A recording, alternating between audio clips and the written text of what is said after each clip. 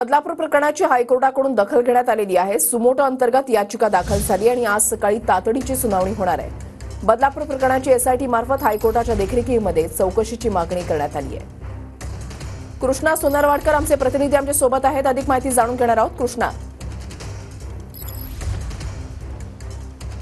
वृषाली, आपण पाहतोय की पॉक्सोच्या या प्रकरणामध्ये जो मूळ गुन्हा होता 16 तारखेचा, त्यामध्ये एसआयटीने तपासाला कालपासून सुरुवात केलेली आहे। विशेष पोलीस महानिरीक्षक आरती सिंग यांचं पथक कालपासून वेगवेगळ्या ठिकाणी फिरते आणि तपासाला सुरुवात करत आहेत। तर कालपासून आपण पाहतोय की बदलापुरामध्ये परवा दिवशी जो काही गोंधळ निर्माण झालेला होता किंवा जो काही तणाव निर्माण झालेला होता, त्यानंतरची परिस्थिती आता बदलापूरमधली हळूहळू पूर्वपदावरती येताना पाहायला मिळते आहे। काल इंटरनेट सेवा पूर्णपणे ठप्प होती, मात्र आज इंटरनेट हे बदलापूरमध्ये सुरू झालेलं आहे। काल अनेक राजकीय नेत्यांनी बदलापूर पोलीस ठाण्यामध्ये भेटीगाठी घेतल्या, त्याचबरोबर पोलिसांच्या भेटीगाठी घेऊन माध्यमांशी सुद्धा संवाद साधला। त्यामध्ये सुषमा अंधारे असतील, नाना पटोले असतील, चित्र वाघ असतील आणि अनेक लोक जी होती ती पोलीस ठाण्यात येत होती आणि वामन म्हात्रे यांच्यावरती महिला पत्रकाराला आक्षेपार्ह शब्दामध्ये टिप्पणी केल्याच्या संदर्भात गुन्हा दाखल व्हावा अशा पद्धतीची मागणी जितेंद्र आव्हाड आणि सुषमा अंधारे यांनी लावून धरलेली होती आणि त्यानुसार वामन म्हात्रे यांच्यावरती अॅट्रॉसिटी आणि विनयभंगाचा गुन्हा सुद्धा दाखल करण्यात आलेला आहे। आज इंटरनेट सेवा सुरळीत करण्यात आलेली आहे। तर दुसरीकडे अक्षय शिंदे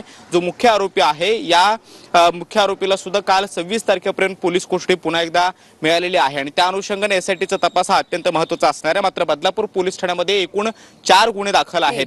ते म्हणजे 2 हे दगडफेकीचे आणि दंगल जी काही निर्माण झालेली होती त्या संदर्भातले आहेत, तर एक मूळ पॉक्सोचा गुन्हा आहे आणि चौथा जो गुन्हा आहे तो वामन म्हात्रे यांच्यावरती दाखल झालेला आहे। त्यामुळे बदलापूरमध्ये कशा पद्धतीने या सगळ्या प्रकरणाचा तपास होतो आणि एसआयटीचा तपास कशा पद्धतीने होतो हे पाहणं महत्त्वाचं असणार आहे। नक्कीच, धन्यवाद कृष्णा दिलेल्या सविस्तर माहितीसाठी।